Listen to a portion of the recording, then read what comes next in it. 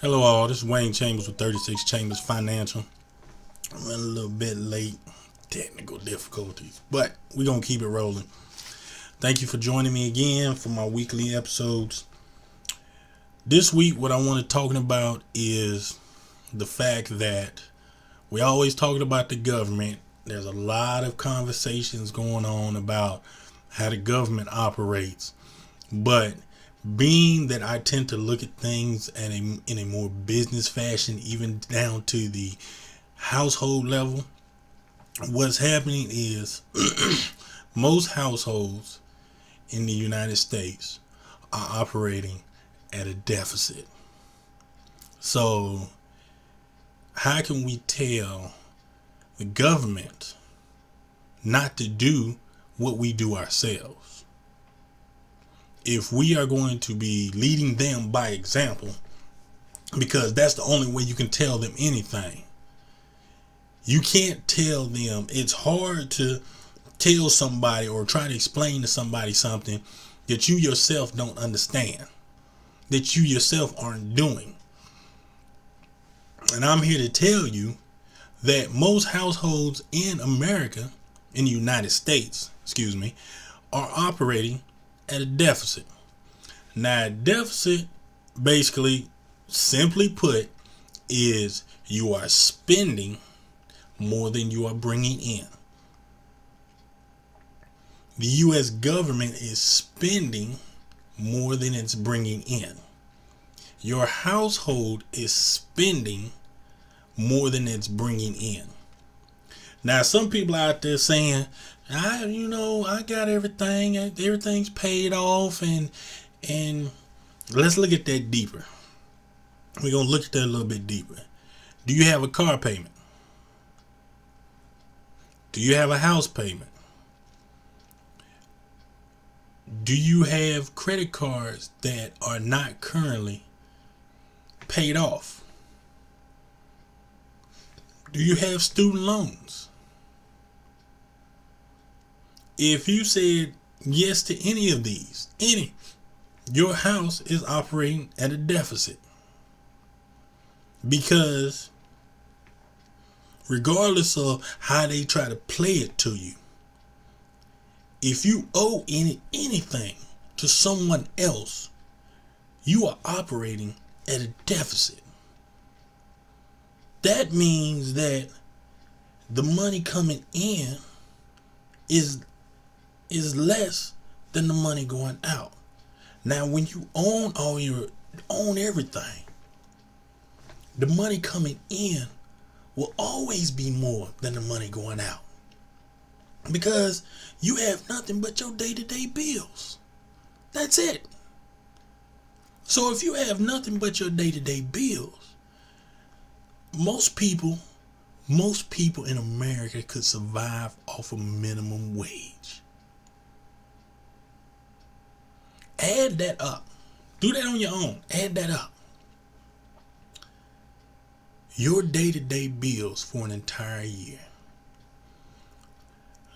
No rent, no mortgage, no car payment, no student loans, just light bill, just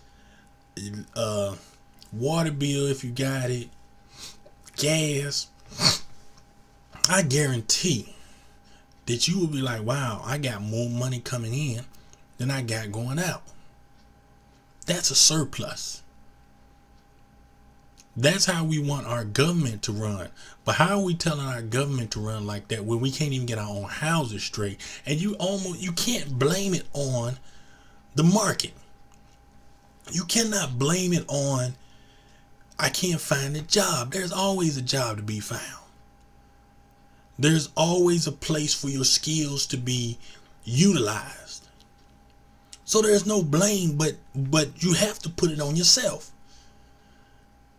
So when we sit there, this president did this, Congress is doing that, how's that looking when our own households aren't straight?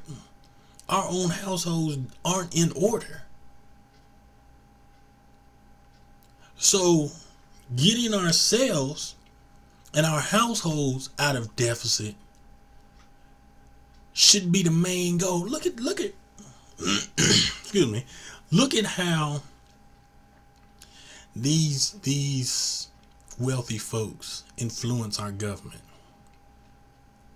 Their households and their businesses are operating at a surplus. Therefore, they're donating millions of dollars to get their politician elected. And you don't hear anything about it when the election is over.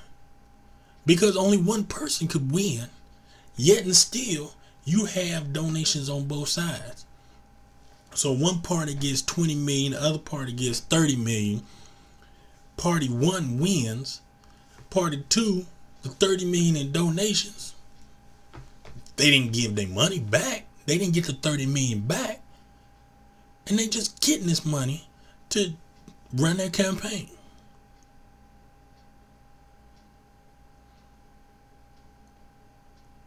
Think about this in a business sense. Think about how business thinks about this. I can influence the amount of business that I get if I can influence a person, thing, structure that's going to get that business to come to me. So either I need a law here or I don't need a law there. Think about that when it comes to your house. How can I influence my taxes? How can I influence my electric bill? How can I influence my car, buying a car? The greatest influence on buying a car is walking in and not financing it. The amount of deals that you can work out by doing that is incredible. You are in charge of your situation. You are in charge of what's going on. All of a sudden, a car dealer is at your mercy. You know, I don't care what the sticker price says. I got cash. This is what the car is worth. This is what I'm going to pay you. Because contrary to popular belief, our entire economy works off the barter system. I don't care what prices they got marked on there. We use the word deal, but it's a barter system.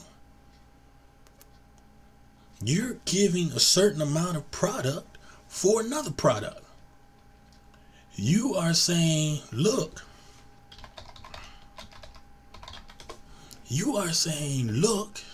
this is what I want to give you for your particular product.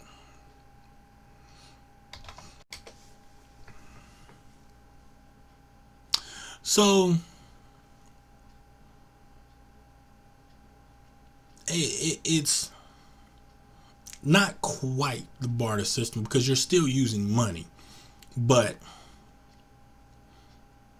the rules change when you can pay for everything outright. How they interact with you changes when you can pay for everything outright. So you buying a house, you can work. I mean, when I say this works at all levels, I mean all levels. You can walk into the bank.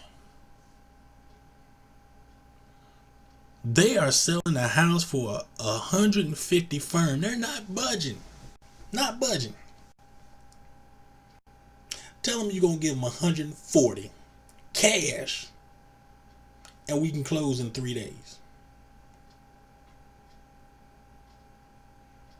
Yeah, we'll take that deal. How many times have you watched, and I've watched it myself on a lot of these shows, and they're dealing with the bank. They're not even dealing with a homeowner. They're dealing with the bank. They lowball the bank. Listen what I'm saying. They're lowballing the bank. The bank comes back with a counter offer because they're paying all cash.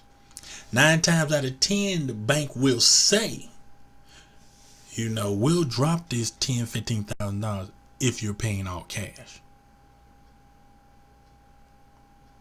You see how it changes? Because if you weren't paying cash, if you had a loan to buy your house, then excuse me, the bank is not going to move. You will be paying that $150 plus whatever fees or whatever your own bank is going to be charging you. So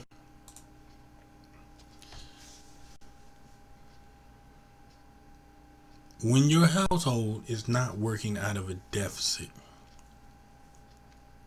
the playing field changes. You have more room to move. How you deal with the person, entity, whoever is going to change. How they deal with you is going to change. This is the nature of the beast. This is truly how the U.S. works. And if we don't get on board on how the U.S. truly works, the middle class is going to be eliminated, and there's only going to be the wealthy and the poor. That's it. So if there's only the wealthy and the poor, and the majority of America is middle to lower income, you going back to medieval days, and you might as well be calling everybody peasants. I mean, is that how we really want to be thought of? Is that how we really want to go about our existence? Being peasants? Come on, man. Let's be serious. They have got us more interested in being entertained than they've got us interested in fixing our shit. Come on. I mean, don't get me wrong, I like to be entertained as well, but watching the Oscars and commenting on what someone's wearing is not going to be more to me than looking at Bloomberg and seeing what the rates are, what the going rates are for houses or things like that. It's not. That takes 5 seconds for me to check the going rates. I may have to do a little bit of reading to see what's going on in a particular market.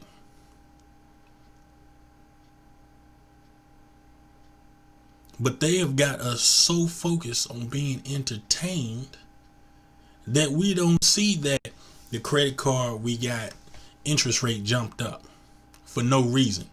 And they put that in your contract. Let's think about that, people. In your contract, it says we can raise your rate without informing you. It says we can raise your rate and you've done nothing wrong. They want you to operate at a deficit, because if you operate at a deficit, they've got you. They can do anything they want, because if you are operating at a deficit and you get used to operating at a deficit, you don't pay attention to the fine print. So you have the federal government has to come out and tell you and make a business such as a credit card company rearrange how they put your bill so that it's right in front of you, because you're too lazy to read it yourself. I that's the most amazing thing I've ever heard. You don't pay attention when you sign up for the credit card. You max it out. You max it out. And then when you're paying more in interest, you paying a $500 payment, $450 that is going to interest. So your principal or your balance is only going down $50 every month. You signed up for that BS. Come on now.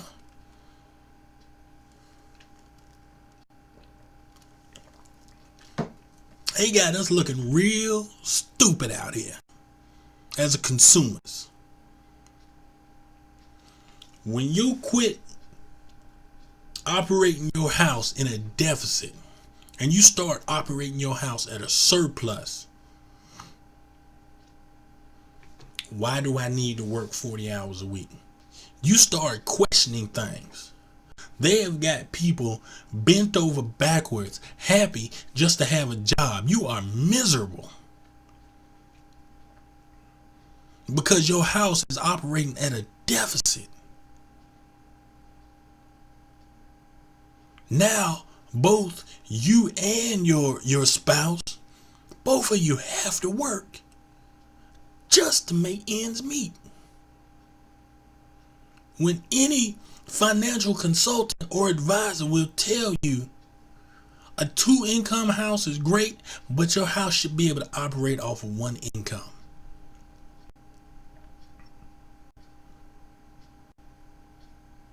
They have got us so used to operating owing money from the beginning. I've been in many places growing up. I've seen some things. One of the few jobs that I've seen where they come in owing money is strippers. I talked to them. I worked at a club for many years. I've talked to a lot of people. They come in on their night owing money. They owe the bartender, the DJ, the house. Yeah, I know all this, man. They come in owing money. I'm using that because basically big business is calling you a hoe. They are saying we're going to use you for everything we got because you owe us.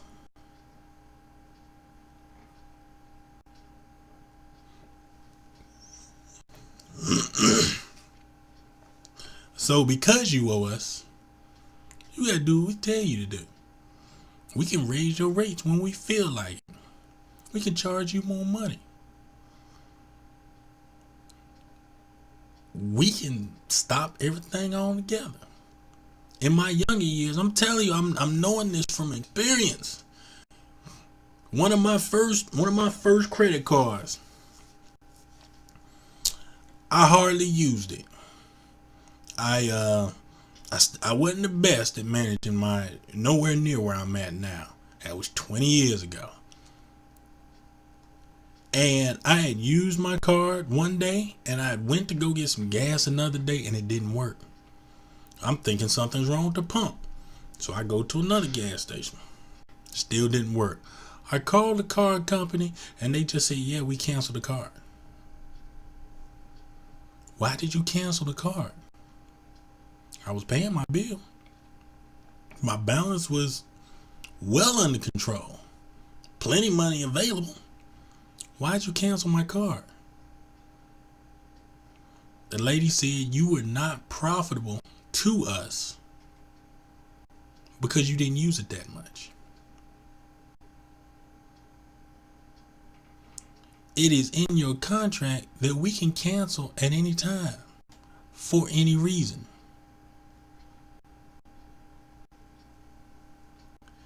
That was an eye opener for me when it came concerning credit cards. So, and it goes the same thing with a car. They can come, if you finance your vehicle, it's in your contract. that, let's say one of your payments is a day late, they contractually from then on out can come get your car or demand full payment at any time. Same thing goes with your house. If for some reason they feel like they're not going to get their money, they can demand full payment at any time. It's crazy. But you have to understand when you sign these contracts that that's where they got you and that's where they want you to be. You go on the lot and say, I just want to buy this. Well, we can get you financed. I don't finance anything. Y'all can keep that. How they look at you changes totally. I mean, honestly, people, when I say they want you operating at a deficit, you can't get credit. You cannot build a credit history without having credit. It literally means that you can't build a credit history without going into debt. If you're in debt, you are operating at a deficit. So I want y'all to think about that when y'all want to complain about the government, when y'all want to talk about this person spending this, Congress doing that. That is a direct comparison to your house.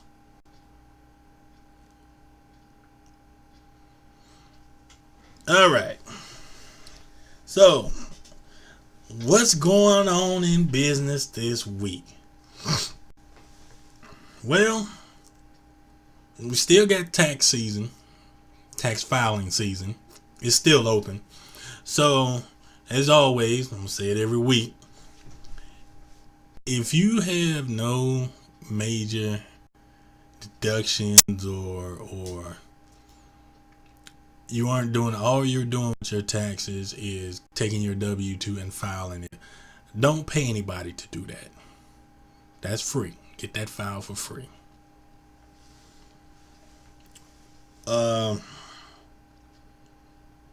Saw a couple of businesses closing down. Sears is still struggling. I read they were closing a whole bunch of Kmart's. Now, I've been around Kmart for a long time.